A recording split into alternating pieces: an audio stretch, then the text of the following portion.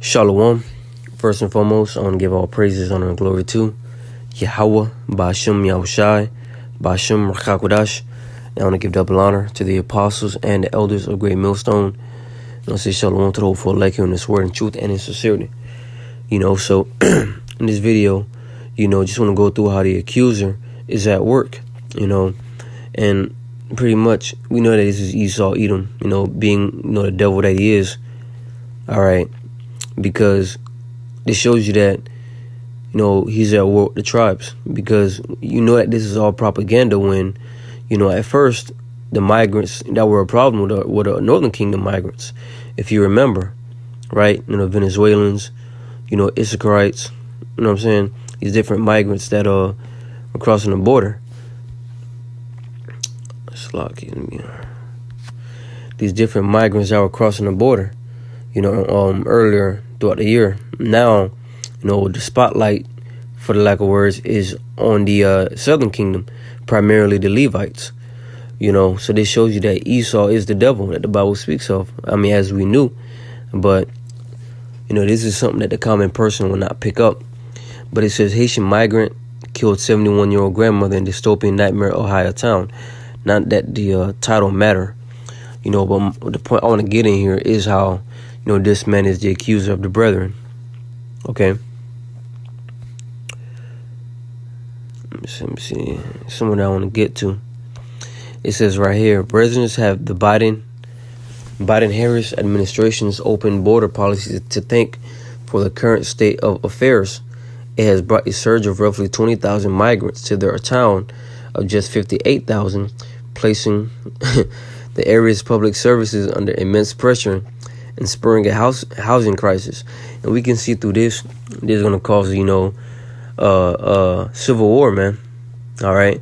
It's going, because what you see going on is, people being brought into the country to start chaos. All right. Because the town on its own had 58,000, I think, residents. So just add 20,000, migrants into that, the resources are going to get depleted quicker. People are going to be losing their patience. So just imagine the Edomites there, they're going to arm up, to protect their so-called town. Okay, so we can see what's coming from this. All right. This is Revelation 12 and verse 11. It says, and they overcame him by the blood of the Lamb and by the word of their testimony, and they loved not their lives unto the death. Oh, Salakia. Verse 10 is what I want to read. It says, and I heard a loud voice saying in heaven, now is come salvation and strength and the kingdom of our power and the power of his anointed. For the accuser of our brethren is cast down, which accused them before our power day and night. All right. And the accuser of our brethren is Esau, Edom, the so-called white man. And we can see this playing out in real time, man. All right. Everything is Jake to blame, man. Or you look on the news, or who's under, so-called black man. Primarily, you got Northern Kingdom Israelites on there too. But Jake has made, the so-called black face, the face of crime. Slaki. Esau done made, the so-called black man the face of crime, man.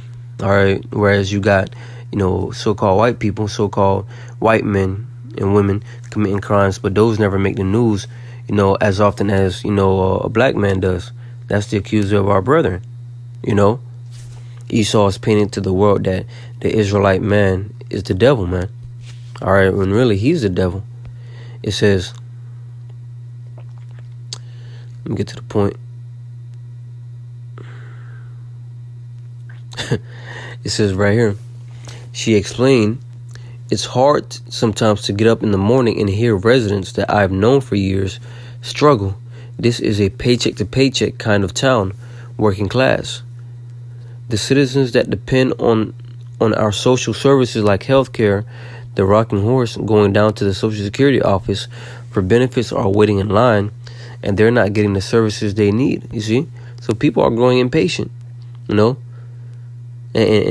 this is what's going to lead to that war, man. This is what's going to lead to, people, pretty much fighting. Matter of fact, let's go to the book of Ezra, 2nd Ezra, the 15th chapter. And that shows you that it all lines up with Bible prophecy. All right, that's why in the book, the first verse, it says, or second verse, it says, let not the incredulity of them trouble you that speak against thee, because what we see happening right now, what we're living, is literally written in this book, man. All right. But this is second Ezra 15 and 14. It says, woe to the world and them that dwell therein, for the sword and the destruction draweth nigh, and one people shall stand up and fight against another, and swords in their hands. You see, and the swords, the modern day sword is the gun. You know, in the ancient world, it was a little sword that people were hacking each other with. But the modern day sword is what?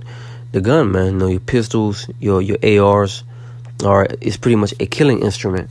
And this is what, and it's said that America has more guns than people, man. You know, so that proves to you that that's the sword. So watch these people start arming up. You know, they're going to start arming up to pretty much survive, man. You know, and it doesn't help, once again, how you got, you know, people from around from different countries just coming in, and they're getting assistance, man. You know, they're being taken care of, while the citizens of the U.S. are suffering, living paycheck to paycheck, man. Okay? But as we know, this is all designed, you know, this is all a design and orchestrated collapse, okay? Designed to destroy this place, as it should, okay? It says, she said that she has been attending city commission meetings in hopes of improving the situation. She also pointed to President Trump's mention of the city's decline during the debate on the Tuesday night, when the topic turned to the Biden-Harris administration border policy, and whether Trump or, you know, Biden or Harris, whoever, you know, it's not going to get better, man. All right, because we understand that the Democrat and Republicans are two wings on the same bird, man. All right, two wings on the same eagle, should I say? Let's get that in Revelation, the 13th chapter. Revelation 13 and verse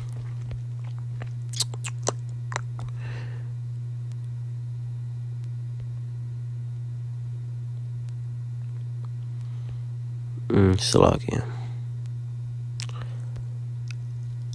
He spoke like a lamb right here, Revelation 13 and 11. And I beheld another beast coming up out of the earth, and he had two horns like a lamb, and he spake as a dragon. And this is America. All right, two horns like a lamb is that two-party system, man. You know, Democrat and Republicans. No, but he spake as a dragon because, you know, regardless of who, you know, goes into office, they're going to eventually sign in laws, you know, of, you know, draconianism, man. All right. Speak as a dragon. He was fierce. You see? So it don't matter if Harris gets into office or Trump gets into office. They're eventually going to sign in laws, all right, to pretty much lock things down or be more strict, you know, no more free speech or whatever it may be. At the end of the day, they're the puppets, you know, they're the puppets of the elite. All right, so if the elite wants to bring in a certain law, you know, to restrict you people even more, you know, they're going to make one of these clowns do it, sign it into law. Yeah, scripture says in Isaiah the 10th chapter, woe unto them that decree unrighteous decrees, man. All right, and that right grievousness which they have prescribed. All right, pre means before, scribe means to write. So they've already got these laws written. They just need an event to pretty much, you know, justify themselves in cementing it. Okay, it says another Springfield resident, 28-year-old Anthony Harris, said these Haitians are running into trash cans. They're running into buildings. They're flipping cars in the middle of the street, and I don't know how, like, y'all can be comfortable with this. You see, so the Southern Kingdom, the Levites, all right, they've become the new face of terrorism, man. All right, and Esau Edom could very well be, you know, making shit happen, doing shit, but you know, now he can just point the finger to the Haitians. Okay, it says, not surprisingly, many of the residents who are begging the city for help have been accused by some leaders of racism. However, the problem largely cultural, with Haiti being known for being the 20th deadliest country in the world with a higher rate of homicides, poverty, and STDs, and a very low average IQ. Hey, Esau, let me not say it, man, but it says Ohio Governor Mike DeWine announced this week that he will be sending resources to help ease the situation, vowed to send $2.5 million over 2 years to the county's health department and other healthcare centers grappling with influx. And what was said up here, that's their stereotype, of the Haitians. All right, now you may have some Jake in there, they wicked, they probably doing a lot of wickedness, but what Esau has done is they pretty much put that whole stereotype on all the Levites, man. Really, poverty. Maybe Jake out there, out there, murdering and doing stuff like that. STDs not very likely, and low IQ, low average IQ, not very likely, because Levi is really intelligent. All right, Levi is really hey, when these Haitians come to this country, they getting straight A's in all their classes, man. So these are just slanders by Esau, man. So that's why when we go back to the book of Revelation, the 12th chapter, he's the accuser of our brethren. Here it is. Nobody ain't got nothing to say about the IQ of, Babylon the Great. As they call it, the so-called IQ. Because these people in America are dumb as hell, man.